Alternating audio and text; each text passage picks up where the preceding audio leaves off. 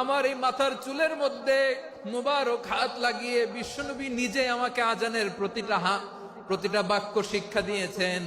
বিশ্বনবীর মুবারক হাত, পবিত্র হাত আমার মাথার চুলের যেই জায়গায় লেগেছে, আমি চাই ওই চুলগুলা নিয়ে আমি আমার কবরের ভিতরে যাব।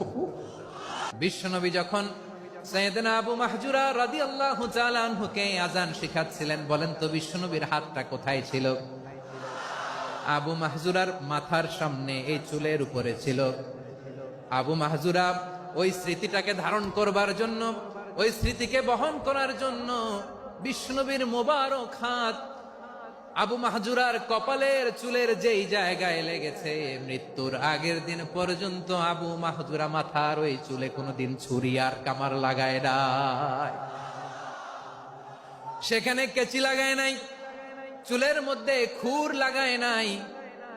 আবু মাহজুরা ডান দিকের চুল কাটতো, বাম দিকের চুল কাটতো, পেছনের চুল কাটতো, সামনের চুল কাটতো না। আবু মাহজুরা রাদিয়াল্লাহু তাআলা আনহুর সামনের চুলগুলো বড় হতে হতে যখন এত বড় হয়ে যায়, তিনি চুলগুলো পেঁচিয়ে মাথার মধ্যে রাখতেন, তারপরে তিনি পাগড়ি পরতেন। সবাই জিজ্ঞেস করতো, আবু মাহজুরা এটা আবার কেমন স্টাইল? দেখতে তোমারে কি বিদঘুটে লাগে? কেমন অড লাগে? কেমন খারাপ দেখা যায়? মক্কায় এমন কোন মানুষ তো দেখি নাই, ডানে চুল কাটে, বায়ে চুল কাটে, পেছনে চুল কাটে, সামনে কাটে না। ওরে আবু মাহজুরা, কেমন দেখা যায় তোমারে? তুমি সামনের চুল কাটো না কেন? আবু মাহজুরা বলে, আমি হাঁটু গেড়ে পেয়ারা নবীর সামনে বসেছিলাম, আমার এই মাথার চুলের মধ্যে মুবারক হাত লাগিয়ে বিশ্বনবী নিজে আমাকে আজানের প্রতিটা বাক্য শিক্ষা দিয়েছেন।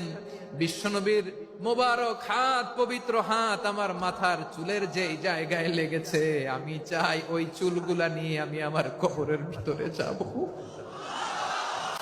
সাইয়েদনা আবু মাহজুরা রাদিয়াল্লাহু তাআলা আনহু ইন্তেকালের আগের পর্যন্ত মাথার সামনের চুলগুলা কাটে নাই। মাথার সামনের চুল তিনি কাটেন নাই। সুবহানাল্লাহি বিহামদি। কেমন ভালোবাসতেন বিশ্বনবী সাহাবীদেরকে, সাহাবারা কেমন ভালোবাসতেন বিশ্বনবীকে।